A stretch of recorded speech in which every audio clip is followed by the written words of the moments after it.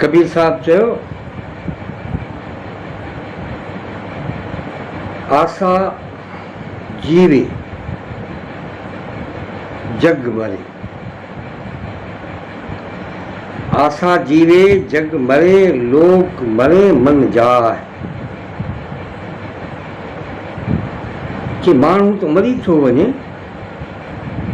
पर माण्हू जूं जेके सद्धूं आहिनि, जेके उमेदूं आहिनि माण्हू जूं, उहे जहिड़ियूं रहनि थियूं, उहे नथियूं मरनि। धन सींचे सो बि मरे। जेको माण्हू दौलत मेड़े थो उहो बि मरी थो वञे।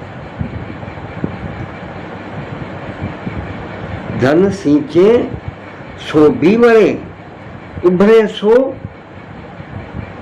बचंदो केरु, उभरंदो केरु, जो धन खाए।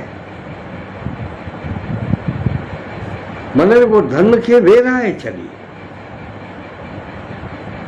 जेको मेड़े थो धन उहो बि मरी थो वञे, पर जेको धन खे वेराए थो छॾे उहो मरे, उहो बि थो, पर उहो ज़िंदह थी थो वञे। उनखे मौत उनखे मारे नथो सघे। हारी हीअं मलोड़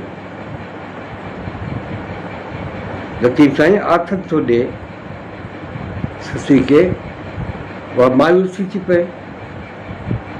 चवंदो हारी हीअं मलोड़ सुखे पुंजे ससवी, चई कोयारो तो कोड अचे करह कटारियो।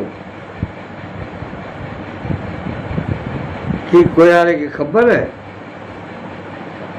त तूं ज़रूरु तूं रस्ते में हूंदी, अकेली हूंदी, उहो तुंहिंजे लाइ मदद ज़रूरु उमाणींदो। हिते लतीफ़ साईं जीअण जो मक़सदु जेको आहे माण्हुनि जो त इहो ई वञी रहियो आहे, त माल मिलणो आहे, उन खां पोइ खाइणो आहे, पोइ उनजे मथां चढ़ी वेही रहणो आहे उनजे मथां। पर कबीर साहिबु चवंदो मरी उहे बि वेंदा जेके दौलत गॾु कनि था, जेके दौलत मेड़ीनि था, ऐं मरी उहे बि वञनि था जेके गॾु कनि था, पर उहो बि विराए था छॾनि, पाण बि खाइनि था, ॿियनि खे बि ॾियनि था।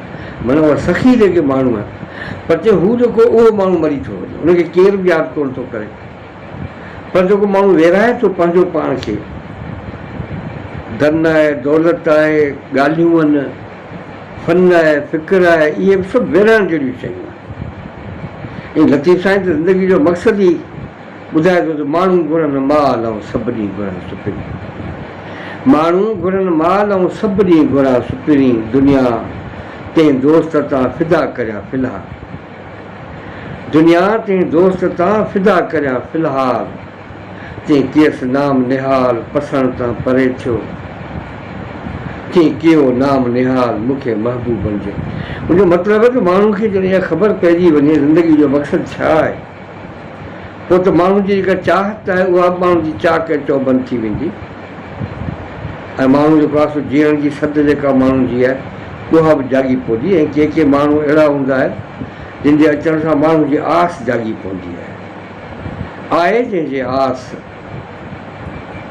आहे जंहिंजे आस जागी उठे जीअण जी,